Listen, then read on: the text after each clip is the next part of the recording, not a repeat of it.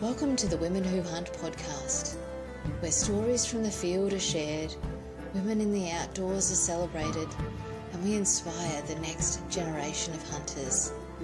From first-time adventures to lifelong pursuits, this is where passion and community meet. The Women Who Hunt podcast is proudly supported by Gun Traders Australia, Australia's dedicated firearms marketplace for licensed shooters and hunters. A family-owned Australian business trusted across the industry. Gun Traders brings people together through trust and connection. Here, brands don't just advertise, they belong. Now, let's get into today's episode. Welcome back to another episode of Women Who Hunt. This episode is a reminder that you don't have to be years into the journey to have a story worth sharing. Sometimes the most powerful stories come at the early stages. I'm joined today by Emma, who grew up on a farm, has heaps of experience as a range officer, has recently stepped into the hunting space herself. Emma's chosen to share where she's at right now, not 10 years down the track after everything's polished and perfect, if that's even a thing, but right now at the early parts of her journey. And I know so many women are going to connect with that. Emma, welcome to the podcast, mate. Thank you. Thank you for having me. So before we get into the hunting and the shooting, can you just tell us a little bit about who you are, what's your day job, what's your normal gig, and then we'll kind of take a journey through your life, mate. Okay. Well, I am a traditional Chinese medicine practitioner. So I do acupuncture, Chinese herbs, nutritional health, and also massage. I do that 5 days a week. I have a clinic in my house, which I do love because I'm not paying rent to anybody else now, and which, as everyone can understand, it's a very expensive thing to do. But I've been doing this now for about 30 years. And yeah, I fell into it actually after I got back from overseas. And just loved it, and have stayed with it. You meet a wide variety of people, and I treat a lot of things from musculoskeletal to women's health. I actually specialise in women's health as well. Not that I meant to say specialise anymore to do with APRA, but I have a special interest in women's health. so that's, my general life, basically. And so that keeps you busy throughout the week. So, and that's such a cool role to play in the community, like offering that health and that alternative to modern medicine. And is that come from growing up on the farm, or is that something different? I had my mother actually was a nurse. She was brilliant, and especially coming from a small farming community and things. But Mum also was and both my parents were very physically active, very proactive in diet and nutrition. I actually was diagnosed with ADHD from the age of 7. And so my mum, rather than putting me on medication, did diet, exercise, mindfulness. Back then, because I actually am 54, that was actually quite shunned. And, it was not the done thing. So I sort of had a really early influence about, nutrition and naturopathy and using herbs, and basically just living a very clean and healthy life in order to look after your own mind and your body and things. So that's was the beginning of it. And then, hence I studied sports. I started studying sports medicine and worked for an acupuncture clinic. And they went, I can't understand why you're not an acupuncturist. I went, oh, okay. And hence 30 years later, still doing it. So I sort of love it. I do, yeah.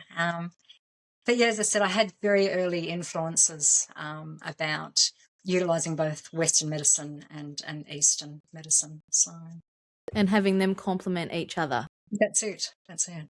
Yeah. So talk to us about your early days on the farm, mate. That was interesting. So we moved to the farm when I was probably about 7 or 8. And I remember when we got there was no electricity. Especially the first night we were there. So we'd grown up in the city, we'd moved to the coast, And then we moved to the farm. And so the farm is in southern New South Wales, and it's about 10 minutes away from the beach. It's a beautiful place. Oh, wow. I remember the first morning, my brother, sister, and I had been, sleeping in one room on mattresses on the floor, and we came out, and one wall of this house has actually windows, and the pigs had escaped, and they were all standing on the veranda, and they're looking at us, and we're looking at them, and I'm not sure who screamed first, but there was lots of noise, and so Dad's like, "All right, kids, get your gumboots on," and we chased them around the paddock, and that was the start of the farm. So growing up there, you don't realize until you're an adult how privileged your childhood is. Yeah. To get to the highway to catch the bus to school, the rules were if you could touch the brake and see over the dashboard, you can drive. So we had an old HR Holden that, would drive up to the highway and park next to the highway and catch the bus to school. And because we had no electricity, you had to start the slow combustion stoves and the inside fire when you got home from school. So Brady had cut the kindling because he's younger than me. And I learned to use a blockbuster to be able to cut the wood, and then we would start the fires. And I thought, we were under the age of 10 lighting fires while our parents were still at work, and then they'd come home and, it was all hot enough for Mum to cook dinner and things. But we had horses. Dad had a piggery. We had cattle. So, and everyone was expected to work on the farm. So I learned fencing. I learned to drive a tractor at the age of 8. So all those sorts of things. And What was your favourite job? Actually, I love milking the cows. So at one stage, the property across the highway from us, Debbie and I were 12 months apart, and she would ride her motorbike over. And so the family shared Daisy, the dairy cow, and she would sit on one side of Daisy and I would sit on the other, and we'd milk the cow in the morning and then split the milk. And Daisy produced about 4 litres a day. So she'd take 2 litres home. We would have 2 litres. And it was like this preschool catch, we would milk the cow and then we'd meet up at the highway and catch the bus to school. So I think Oh, my Lord. that is so cool. Yeah, that was really good. And I suppose just even feeding the animals, I love looking after the animals. So that was one of my jobs, was the horses and the cows and things. So yeah. So you were a city kid and then you moved to the farm. Yes. Yeah. It takes a lot of adjustment to become a farm kid after spending your early years as a city kid. The only thing was the electricity, I would say. We don't realise how used to these things were. And because, we had a generator. So Dad would turn that on late in the evening and you could watch the 7 o'clock news and a country practice or something. And then it's amazing how used to the noise you were, like as in when we finally got electricity, because you couldn't hear anything, we'd all be walking around in the dark until somebody went, "Oh, we've got electricity." And so you'd always wait for the generator sound in order to turn, a light on or something. But I think also being that age, we adjusted really quickly because, you were constantly doing something and it was all new and exciting. And, there was hardships. We went through about 7 years of drought, and our farm was very fortunate. Yeah. We had an underground supply of water. Other farms weren't as fortunate. But still, in saying that, it was everyone sharing bath water and stuff.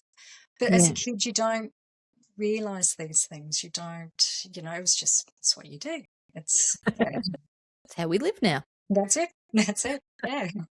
I suppose going into adult life, so my husband and I bought this house, and it was an old post-war cottage, and we gutted it and raised it and skid on the block. And I cooked off a 2-burner camp stove for 4 years. And to get the water, you'd have to get a bucket from the bathroom, the one on only tap, and tip that in the sink, and then the bucket under the sink, and then empty the water out by tipping it down the toilet. And I did that for a few years, and friends would come over and go, "I couldn't live like that." So it sort of reminds me of my childhood, actually. So yeah, I've been preparing for this all my life, mate. that's it. I could rough it like anyone. And so do you reckon that growing up like that and appreciating just life in general, that gave you a bit of an appreciation for food and where your food comes from and all of that? Definitely, definitely. I mean, because you really had to work for it. And also, too, I was that child that named everything. So things that we ate, they were my friends. Yeah. You'd be How did you sitting go with in that? actually, the only thing I didn't really eat was pork. But I don't actually like the flavour of it that much. I love bacon now. That was the only thing I didn't really eat. But even in the cows, you'd be sitting down for a meal and somebody'd go, "Oh, so we're eating Taurina, are we? Or Fruit Loop or one of those." And because they all had interesting names. Yeah, of And course. it was just what you did. It's, this is, you raise it and this is its purpose. It's had a fantastic, and that's the thing, they all had fantastic lives. So the animals were well looked after, great nutrition. They had great lives. And so, you appreciated it on that side too. It wasn't, yeah. It's that one bad day thing, right? Like they're living their best life until they're not. That's it. That's it until they're not. And then they're sustaining you so that Oh, you can live your best life. yes, that's it. They're delicious. I mean, I remember a friend's child coming over and we had chickens there, and this little one was probably about 4 or 5. And we're like, and here's the chickens. And the first thing she went was, "Oh, yum, yum." I was like, they're not even plucked yet. Just that connection to go, they start there, they end on my plate, and man, that's, they are delicious. that's my favourite food. So how did you get into the firearms, mate? So we all learnt how to use guns on the farm. So we had shotguns, 22. Didn't use that too much. And as kids, I mean, we were wild kids. And so we had, Dad taught us how to use a slug gun. And so we would tie, you know, his beer cans basically to the clothesline. One would run out, spin it, and then you'd stand back and try and shoot the cans as they were spinning around. And so we did get taught firearm appreciation back then. They were only used, my father didn't hunt or anything, but they were actually used for foxes, wild dogs, wild pigs, all those. It was basically to protect the property, or Yeah. if you had to put an animal down. That's how we were taught how to use them. And then after I left the farm, I spent many years traveling and studying, and met my husband, and he was working out west and came home and went, "I think we should do clay pigeon shooting. Let's get our gun licenses." And I thought, actually, I don't even have a gun license, and there's still guns on the farm and things. Dad did, but Yep. and the interesting thing was, when Dad passed, Mum didn't have a firearms license, even though she's a brilliant shot, and so she had to go and get one. And so it was that whole. There's a lot of things you don't think about, Yeah. when in the farming situation. And but so we went and got our firearms licenses, and originally it was meant to be for clay pigeon shooting. And I said to Mark, "Oh, if I'm going to do A, B, I want to do H as well. I'm going to do it all." And so we were part of Pine River Shooting Club, and I went and did my safety. And after the first night, I was hooked. I was like, oh, they gave me a 45 to shoot at the end. Like I had to do, the 22, the 9mm, the 38, and they're like, and then at the end, one of the guys who at that time was vice president just went, "Oh, wait back, I've got something for you to try." And he pulled out a Smith & Wesson 45 revolver. So I had Oh, a man. dirty Harry cannon shooting away, and we're driving home. We're like, "I'm going back next week. I'm doing that." So I loved it for the fact that it didn't matter that I was female, or I'm not a big person, like I'm not a big build, but I could shoot just as good as everybody else there. And fortunately, most of the people I've met don't have the ego like in that crew. It's just like you're part of the team, and I've got a new gun. Do you want to give it a go? So there's that really nice community sense Yeah. to it. And I mean, everyone who works there's actually volunteers. So which is actually quite nice too. You know, they're there for the right reasons. And that's what I like about the things that you've just said now. It's a very even playing field, It is. regardless of everything. You Yeah, know, if you can see and you can pull a trigger, that's it. that's all that matters. Mm. And the community stuff, like, yeah, it's just, I haven't struck in a sport, in a discipline, and we've done quite a few different things over the years, but there just doesn't seem to be that ego in the firearms community. I don't think, like, I don't know what it is, whether it's because we are so regulated and we have to go through so many checks and balances, and it kind of, we have to be that sort of human to partake in that sport, or what it is. But yeah, it's certainly, everyone celebrates everybody's wins and That's it. achievements and Yeah. that. It is. I find it, and particularly I've found now being involved in the women's side, women are really supportive of one another. And I mean, women generally are very supportive of one another, especially, I mean, working in the women's health section. But to do with, this industry, the women are amazing. They're just so proactive and they're so supportive and there's no judgment, which is really lovely. And that's one thing that actually really has drawn me to the community. So you're an RO for handguns, is that right? Yes, I am. For handguns. What does being an RO involve? You're listening to the Women Who Hunt podcast, proudly supported by Brackenwear, Australian-made hunting apparel for real hunters who live and breathe the outdoors. You've probably seen me wearing my Brackenwear gear. It's tough, breathable, and built for Aussie conditions. Right now you can grab 15% off your next order at brackenwear.com.au.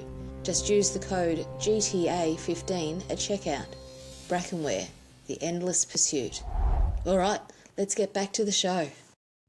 So I'd been shooting for quite a few years, and as I said, who I'm with is actually a volunteer crew, so Pine Rivers, and they needed people to supervise new shooters, Form 33s, when they come in. And also, too, I find the best way to understand something more or learn more about things is actually to teach. So when people come in, they do their Form 33, we give them a safety brief, and then every new shooter has an RO with them. And so I will generally take them through their 22 first, most easiest one, and then depending on their skill level, how comfortable we feel with them, or I feel with them, I either go 9 mil or 38. So they get a wide variety of things. And yeah, I love it. We get a lot of girls through, actually, with scouts and things. They're really promoting women in it, and that's why Excellent. I like doing it, because they see me there, and it's just like, oh, it's not just men doing it. We always think it's a male sport. And a couple of weeks ago, I was instructing a young girl. She was 17, and I tell you what, her skill level for the first time was just brilliant. And the nice part was she was very confident in herself as a person, and it gave her the most beautiful confidence, because she outshot the boys. So, when you all went down there and everyone's checking their targets, and you could see the boys going, she got bullseye. She's got more than one bullseye, thanks. And she got it all in the circle, and she was it really helped her confidence. And I actually had to talk to her about, it doesn't matter, if you're male, female, physical ability, it's something you can do. It's and you can be confident in. So for me, that part of it, I really enjoy that part of it.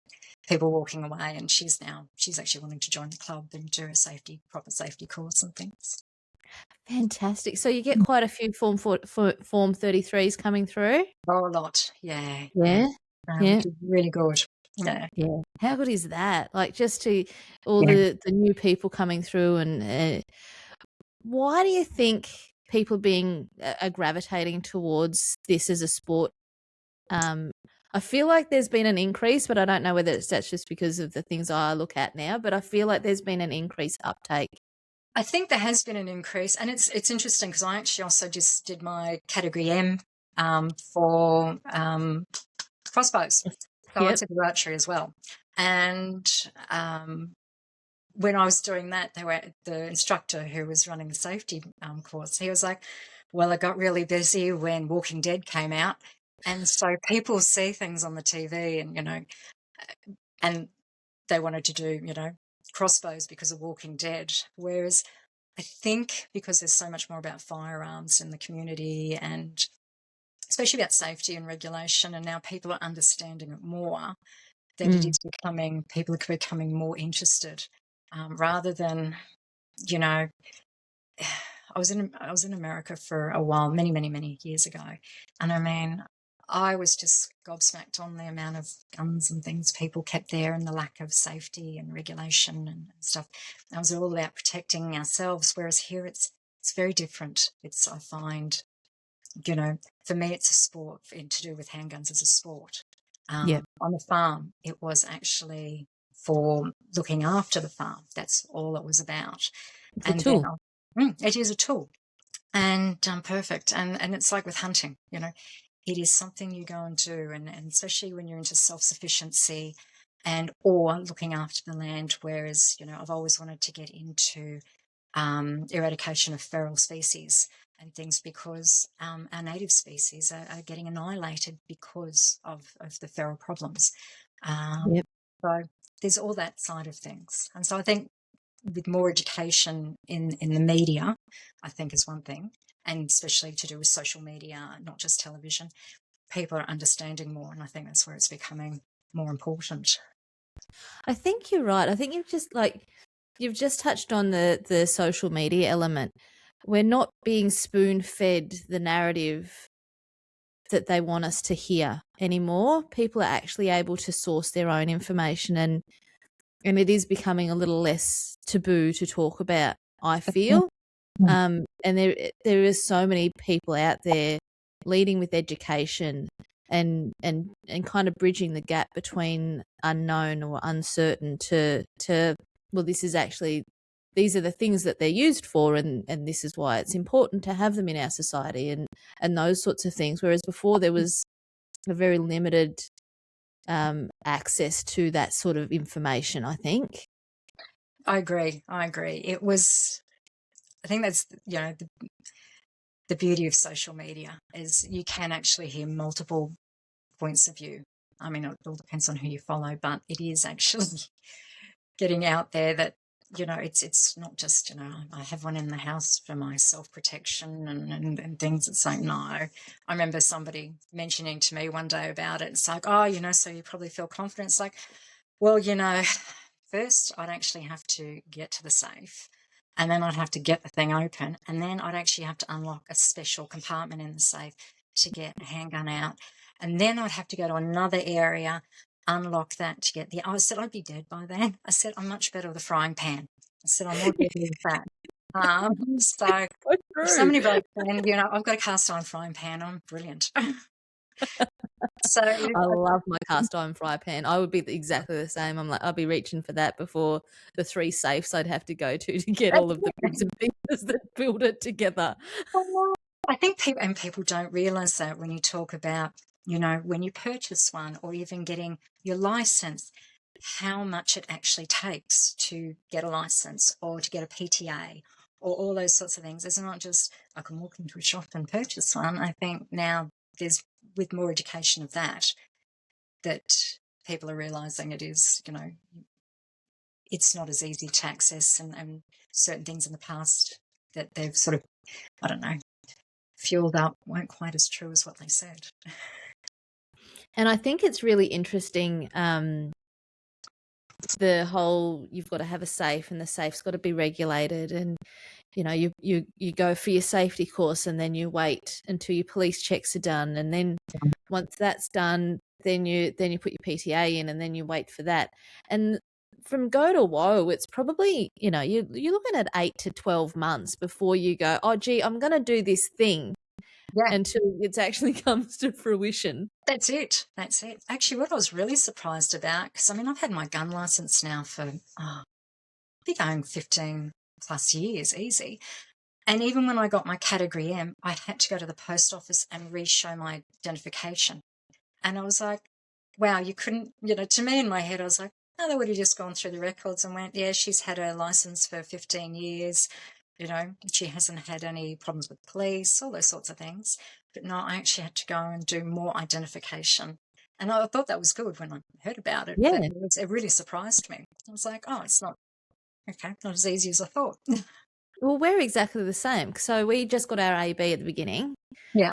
And then we've just done our H and our M. Mhm. And we're literally just down at the police station. We had to physically go to the police station to give this form in to get our H license when we've already got an AB. Like, we do competition shoots pretty Yep. much, or we're hunting, or we're very much involved in the thing that we're using, and yet That's it. the three of us still had to go and present to the police station and hand our form in and show all of our IDs and all of that sort of stuff to get the H. Haven't even explored the M yet. Like but that was good fun. Like when we did our M.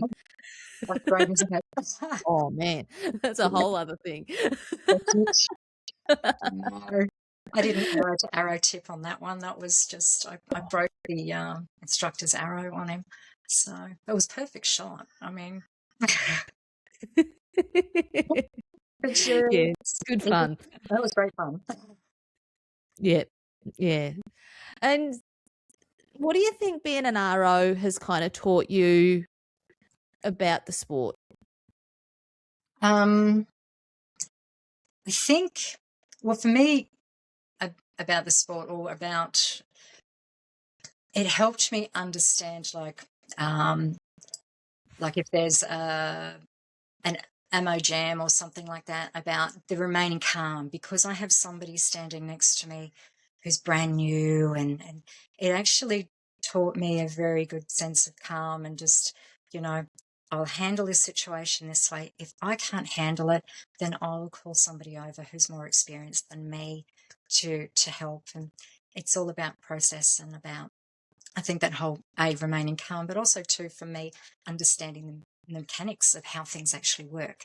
And so yeah, I think for me, being an RO, that's one thing I definitely learned. And also to explaining things very clearly, and that everyone listens differently, and so you have to use a language that everyone understands. Yeah. Yeah. And so what pistol do you shoot? What's your favorite one? Oh, I've got a Ruger Black Hawk 38 revolver, which is probably one of my favorites. You're definitely one of the cool kids. Yeah, it's got actually interchangeable, so I can turn it into a 9mm as well. So if I'm out of one ammo, I can turn it into another one. That I do love that one. I do have a 1911 22, and just for practice, that's nice. It's easy. The ammo's cheap. Yeah. Than 38 ammo, which is Yeah. at the present time. So yeah, that's basically my favourite. Yeah. Yeah. Yeah. And what do you like teaching people on? Um, oh, that's a good question. I usually, so our club actually has a range of guns, and so it's usually what you get that day. So that side of it has actually been really good, because I've had to learn how to use multiple different brands, and one week I might get the Ruger, or the next week I might get a Colt, or the next week I might get a Smith and Wesson, and so I've got to be proficient in all of them. Yeah, okay. I must admit, because my thing is, I do love a revolver, and because I've actually got little hands. So when I teach how to hold a gun, particularly for women, and to load the ammo, I teach a particular way, so you can't drop, and those sorts of things. So, but I think, especially being with the club, using all different sorts of firearms, has been really good. It's very educational because Yeah. some are just so different to others. And so if I get given something that I don't know, I find out, I actually go around to one of the safety areas and practice with it first and go out. But fortunately now I've been doing it for quite a while. Usually whatever I get given, I can actually work out on the range. That was the thing that shocked me the most, is because I too have really little hands. Yeah. And it's the actual holding of and then learning how to, and because I'm left-handed as well. So Yes. so I've got little hands and I'm wrong-handed. Yeah. And it's like, so I've ended up going, a mate of mine put me onto the Tenfoglio, Mhm. which has only got a fairly small grip. Yeah. Um, and I'm like, all right, that's my one. That's because I was using the revolvers and all of that sort of stuff, and I'm like, oh my goodness, this feels like. There's cannons. And we had to go at a deagle because you can't go and do that stuff without having a crack at a desert eagle. Yeah. Um, and Ethan absolutely loved it. Oh Couldn't yeah. get enough of it. I'm like, I did 3 shots, and I'm like, because it was like a 9-shot or a 10-shot mag or something. I did Yeah. like 3 or 4 shots, and I'm like, dude, mate, this is yours. You can have it. My hands aren't big enough for that thing. I have to stand behind people with my hand on the back going, hold on tight. Take another breath, breathe out, and hold on. Does breathing play a big part in it? Yes. I think for all gun use, my husband, he uses a 300 Win Mag. And so they've taken me out shooting on properties and things like that for practicing, and the 308s and things like that. And even I think with all of them, and even with archery, it's that breath. If you hold, when you think about when you hold your breath, how you hold your posture. So when you breathe, it's a much different playing field to be, and how you hold your posture is very different. And so even with handguns, it Yeah. does play a huge part. And, yeah. How do you teach that? First off, I get people to be comfortable. That my first thing is, point it that way. It's a system. You know, you load your mag, you put your mag in, you get ready, you fire, get comfortable with that, and then I watch, and then I talk about breath, and then because you watch how they are, and then I'll say, right, when you're shooting now, take a nice deep breath in, and when you're breathing out, especially half breath, take a shot. Yeah. And so, but I always make sure people are comfortable first before I start getting into anything like that. I just find you can overload people too much.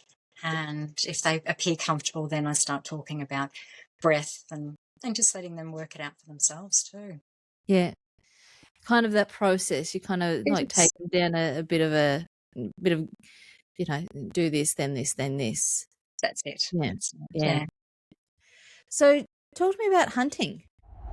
Thanks for listening to the Women Who Hunt podcast, proudly supported by Nature's Perks, the ultimate outdoor adventure hub. Nature's Perks helped us take our hunting to the next level, and they can do the same for you, helping you grow your skills and confidence in the great outdoors. Become a member today at naturesperks.com.au and unlock exclusive benefits, fortnightly prize draws, guided hunts, fishing charters, and special discounts. Nature's Perks, where the wild side of life rewards you. All right, let's get back to the show. So, actually, I don't know how many years ago, Mark wanted to get into hunting, and I've always been really, hence being on a self-sufficient farm, very interested in hunting, and just never really had the opportunity. And then Mark got the opportunity, went out, got himself a beautiful stag, brought the antlers home, and the venison, and I love venison, and so I made all sorts of different things with it, and it sort of snowballed from there a little bit.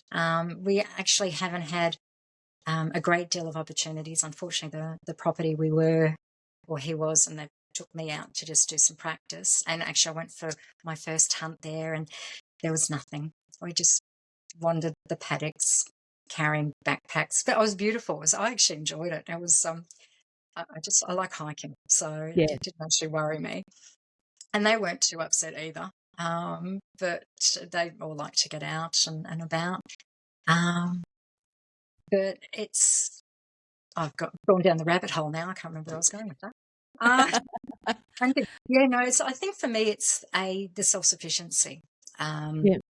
I do love the idea of, you know, hunting something and cooking with it, whether or not it's goat or deer or pork. Not that I'm a huge pork fan, but also too to do with the pigs, to do with the feral problems as well. So I do like the idea of whatever you catch, you use, or there is a purpose. It's not, you're just going out to shoot things. So yeah. We're exactly the same. Mhm. I got a stag this last raw, and Yeah, he was absolutely magnificent. A 4x4, yeah, and the back straps on him were yeah, they were just perfect. yeah. And it's free. Yes, I've got a trophy. Yes. But as I say, but like the coolest part was just being able to spend a moment with this guy. We worked out that he was a fairly old fella. Yep. Um, Yeah. and then being able to fill our freezer with his beautiful meat, as well as being able to have this other trophy as well to kind of tell the story. And I see that as like a bit of a gateway to the story, because we are going to Definitely. get him taxied, so he will be on our wall. So Brilliant. how I see that is someone then starts to talk about that, and then I can start talking about the food element and Yes. knowing exactly where he was and what sort of life he had before he then started nourishing our family. Yeah. And that's kind of why it might sound a little bit whatever, but that was my purpose of being able to get a stag, so that I could have a starting conversation point in the home. Yes. No, I think it's a brilliant idea. And I think that's the thing of utilizing everything. Like, I've had a go at tanning the hide and things. The last one was an epic fail, but that's okay. It smelled. But It's it's an art all to the that, sort of, right? yeah. There is an element to it. But that's something. It's like the courses that are being put out, and especially I'm actually doing the women's course later on this year with you. I've signed up for, and to learn about the butchering and all the other side. To me, it's all about it's all about that. It's you know the hunt, the being out in nature, walking around, and then also to getting something that you can actually eat. You can Yeah. utilize the hide. You can do so many different things. With the horns or tusks or whatever. It's utilizing nearly every part that you can. So. Yeah. Yeah. And the honoring the animal by using it to make beautiful food. So Yes. the stag that Mark got, what did you cook with? What did you cook with him? Oh, well, the first thing I did, because I wasn't quite sure about his meat, I actually made, I've got a tagine. So I made this curry. It was a dry curry with it, and the flavor was just stunning. And then I decided to have a go at making my own jerky with him. And they were raving about the jerky. I minced it up. I actually minced the jerky up. Yeah, And right. and then I added all my flavors to it. And then I got the cake piping bag and put it in that and ran pipes along the dehydrator and then dehydrated. It was like eating licorice. It was so soft, and the flavors were beautiful. So I tried doing that. I did a roast as well. Oh, any different style I'll try. We do have a lot of curries and things. That's a lot of our food. We're Um, the same. yeah, yeah. And also to the like the camp oven. I love Oh, I was just fixing up. We've got a fire pit out the back, and so hopefully this weekend I actually get to use the camp oven in it. So yeah, just the do things temperatures simple. the temperatures just got to that point, hasn't it? We were only having this conversation the other week. We had a fire on Sunday night just gone, and oh my goodness, it was so nice just to, like, we're out all of the time, Yeah, sitting around a campfire when we're camping, but there's just something about sitting around a campfire and being able to enjoy that in your backyard at your home. definitely. Oh yeah, I love it. It's great. I had to go out just before and I put my jumper on because it was a bit cool. I put my jumper on, it smelled like smoke, and I'm like, oh.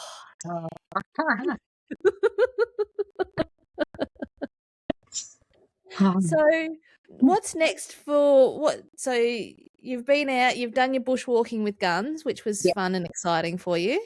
Yes. We did that for 12 months, mate. So That's good. so what's the next step in that hunting journey for you?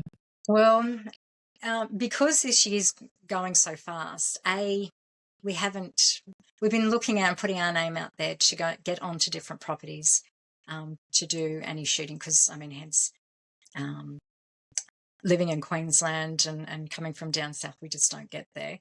But also too, for me, it's actually, my process is the learning process. So doing the courses and learning actually when I do see a deer or goat or something, what actually to do correctly for me.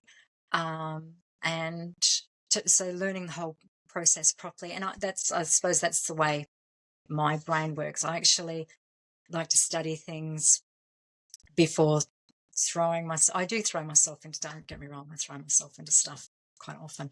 But if I understood and was taught the process, I think it would also take away the anxiety, because for me, maiming something or knowing exactly what to do and or how to stalk or all these other things would make my journey a lot easier, because then I'd understand the processes and what to do, and also to what to do if this situation happens, if something doesn't go to plan, what do you do then, all those sorts of things.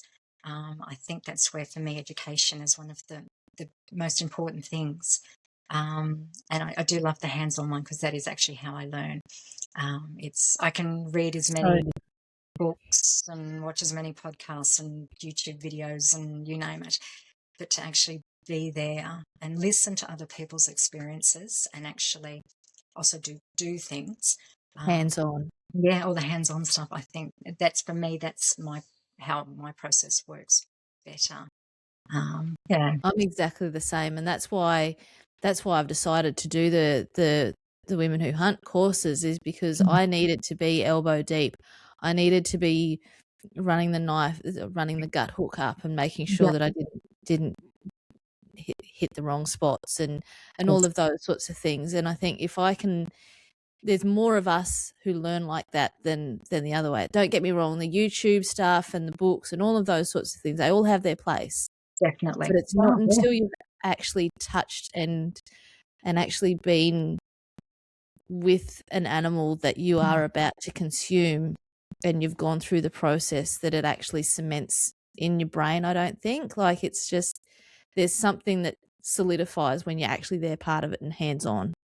That's it. That's it. I think that the taking of a life thing too, it's not until you've actually done that. The first time I killed a chicken, I cried. It was just, and it was sick. It wasn't, it needed to go.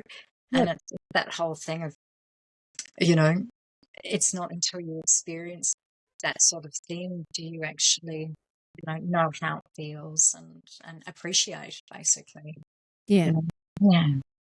And it's interesting that you say that, because the first animal I took was a goat. Yeah. And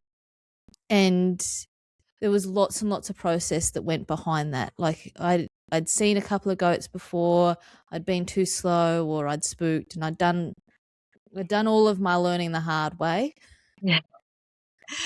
Yeah. And then when I did finally take her, it was just that moment of just sitting with her and just saying thank you. Yeah. And then starting the process. And then, yeah, doing it myself because Glenn was so eager to help. And I'm like, no, go away.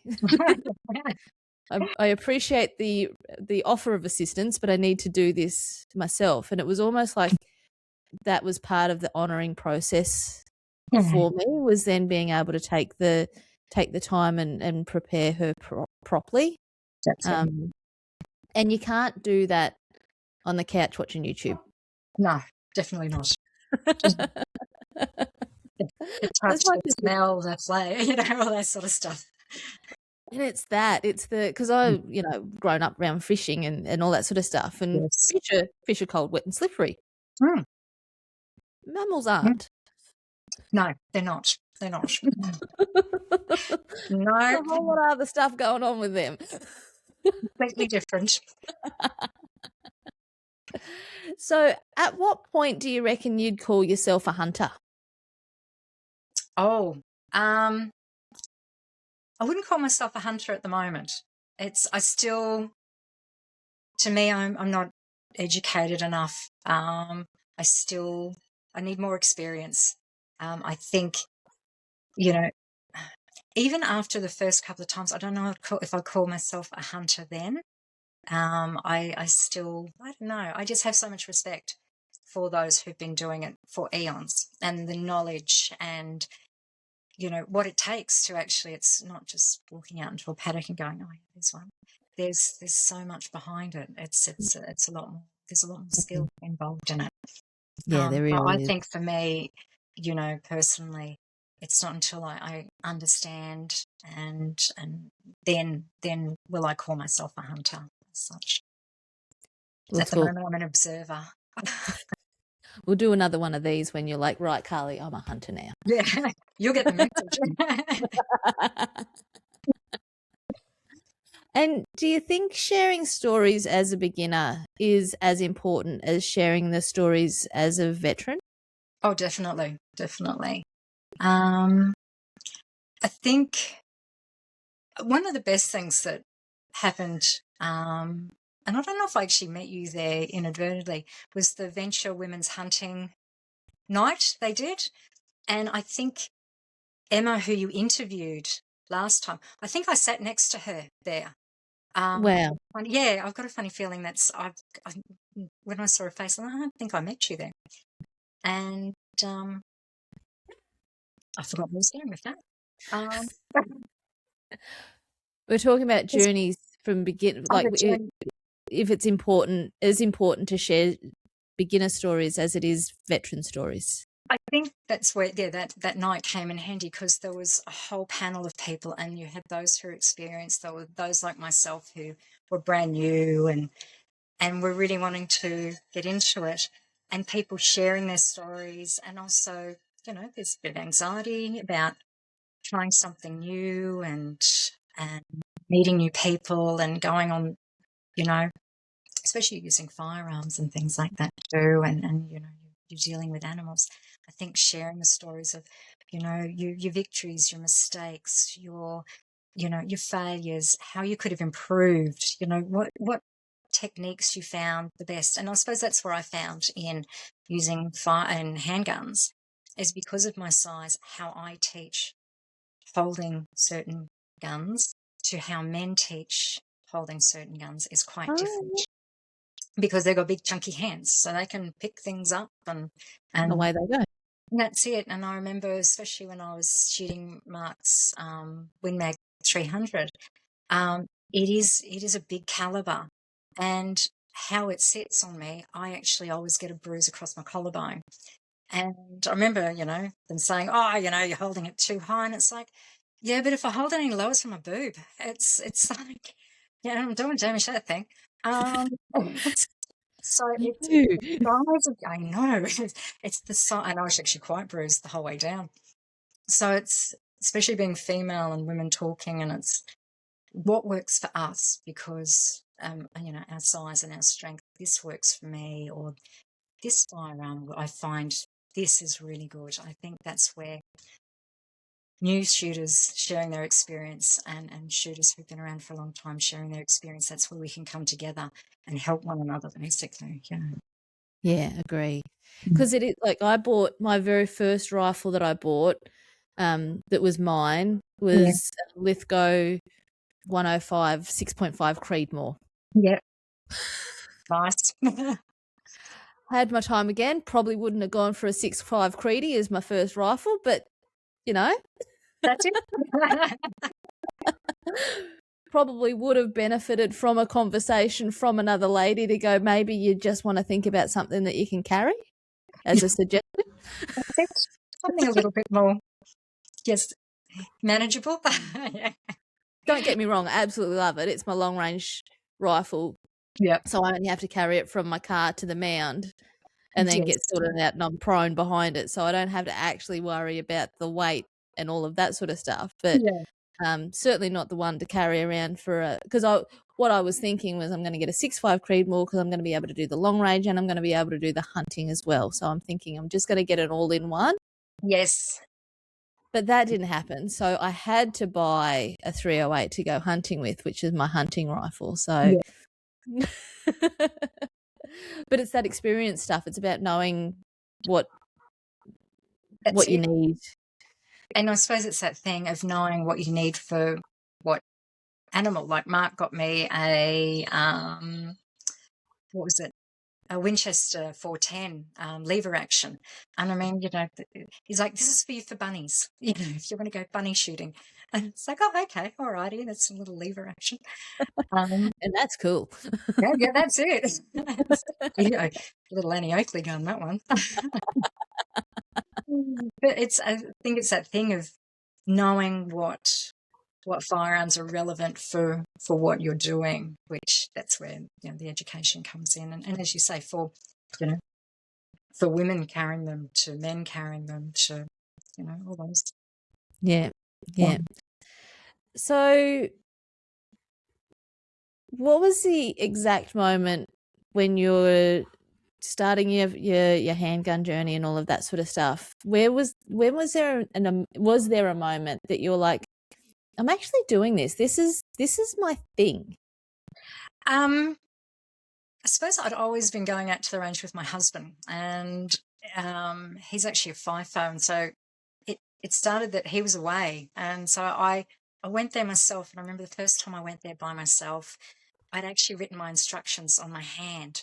So if I, forgot the process because I was now one of the big people, and I wasn't getting supervised anymore from anybody, that if I forgot, I could just read my acronym on my hand and go from that. And it was at the end of the night where, one of the range officers who quite often, had watched over me, and he's the most brilliant, calm shooter. And he just walked up to me at the end of the night and he was like, brilliant, well done. And I thought, I can do this. I'm part of something now. The confidence grew in me in that. And I suppose to do with the hunting, that when I went to venture and there was just a sea of women, and it was like, I can do this, there's all these other women. And yes, I'm in my 50s, and I'm this menopausal woman who's on a mission to try. I mean, I always have this try something new, learn things, new things. And so it's like, and then it was like, no, I can do this. I can actually do it. I'm proficient with a firearm. Why can't I do the rest of it? Yep. Yeah. Yep. And if someone was watching your journey from the sideline, Yeah. what would you want them to learn from you? It's okay not to feel confident in yourself, and to sit back and work out why you're not feeling confident. What is the reason? And to work through it. It's actually about working through that.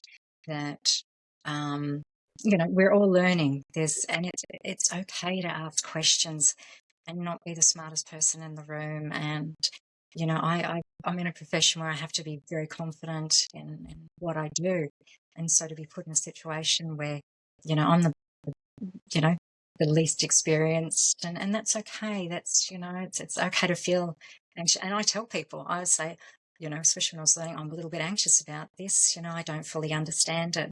And that's okay. I think that's for me to teach other people to say, it's okay to feel that way. It's what you do with that feeling. It's how Yeah. you move through it and grow your confidence.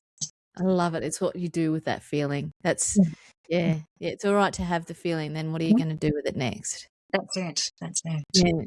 Yeah. And what is being a strong, because I look at you and I'm like, yeah, you're doing all of the things. You're living your best life. You're Yeah. absolutely killing it in every field that you're in.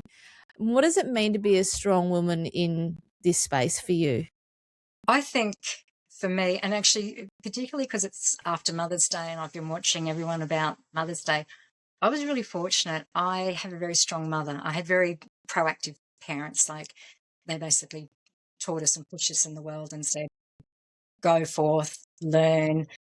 We will help you, we will support you. And my mum, I mean, she's an amazing shot. But then one of my favourite photos is actually my grandmother and my mum's mum. And she was a hunter. And strange enough, my mum never hunted, but she would be in her little tweed jacket and her little hat and her jodhpurs and her knee-high boots with a 22 and a dead rabbit in the hand. That's her photos in, her old black and white photos. But her strength, moved on to mum, and mum's strength moved on to us. And, for me, it's about building strength in other women. And I have a stepdaughter who, I proactive. I've actually taken her to the range, and she's used handguns and things before. Fantastic. So, Did she yeah. love it? Oh, she loved it. Yeah, she loved it. And when people think of you, what kind of woman do you hope that they think about or what they see?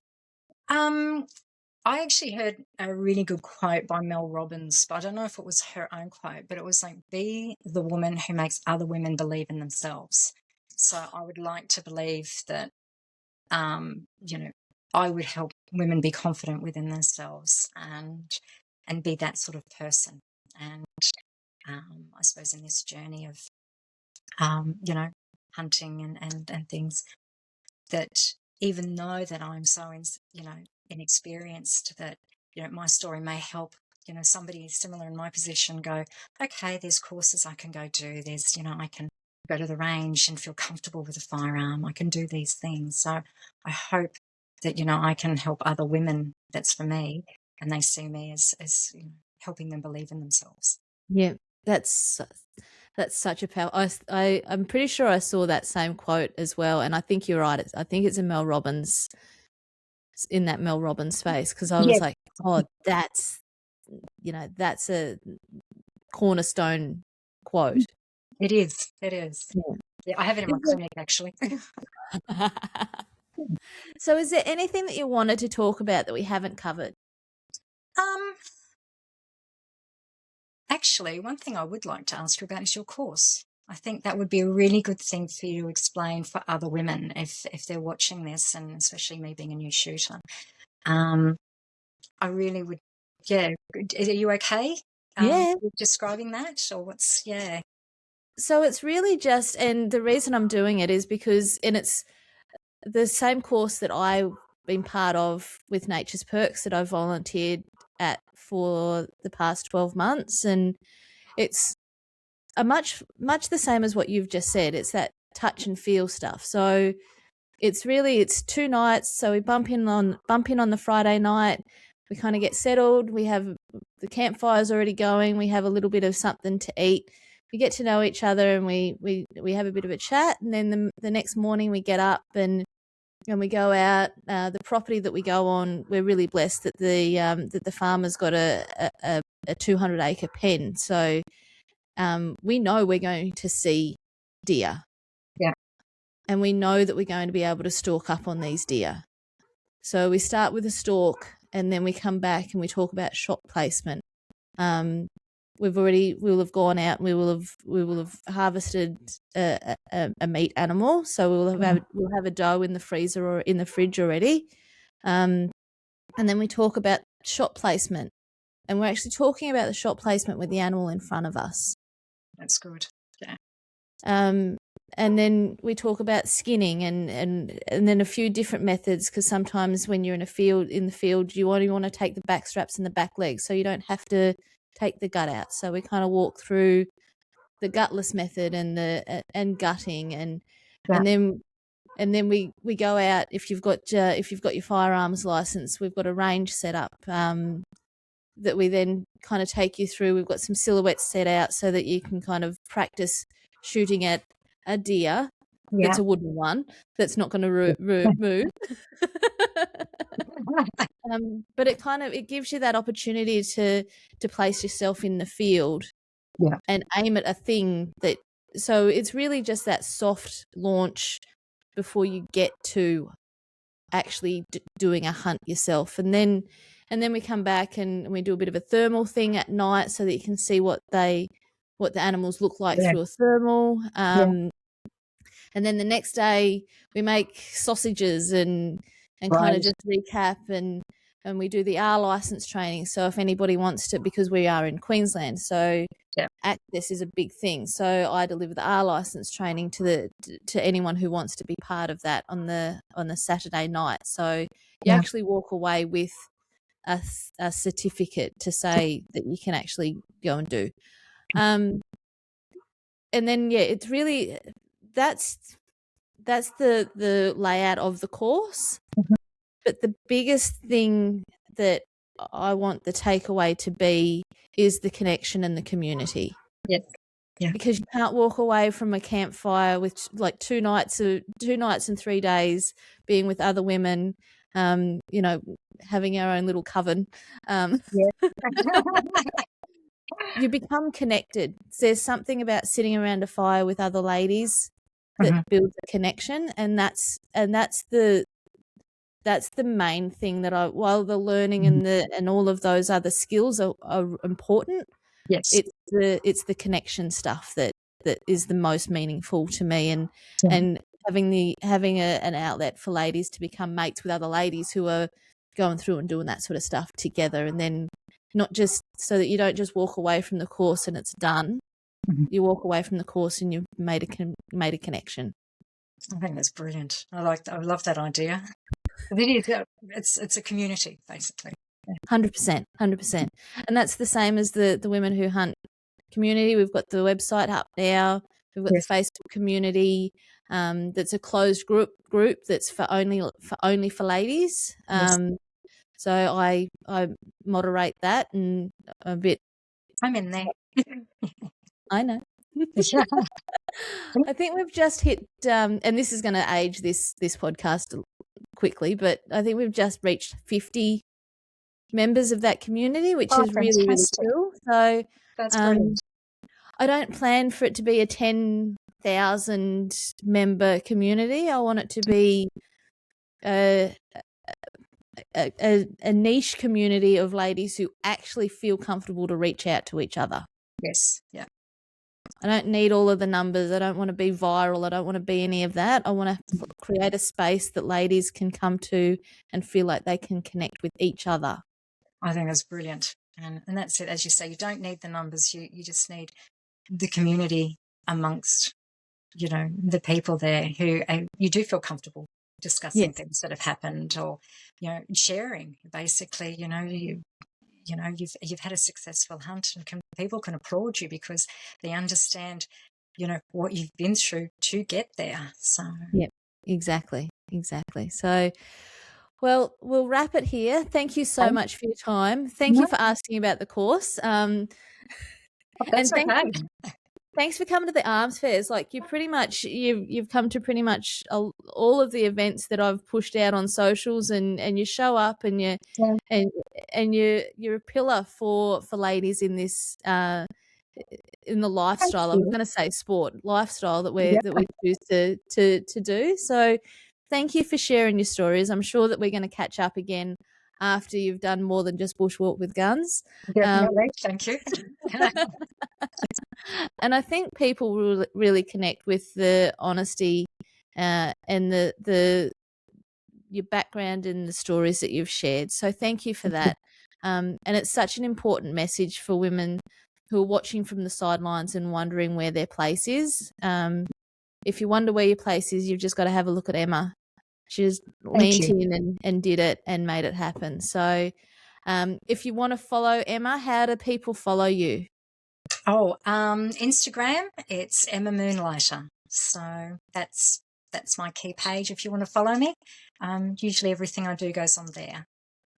We'll put a link down below as well, guys. Thank So you. so thanks for your time, Emma. Really appreciate it. And thanks everyone for listening. Until next time, keep doing the things that light you up. Thank you very much.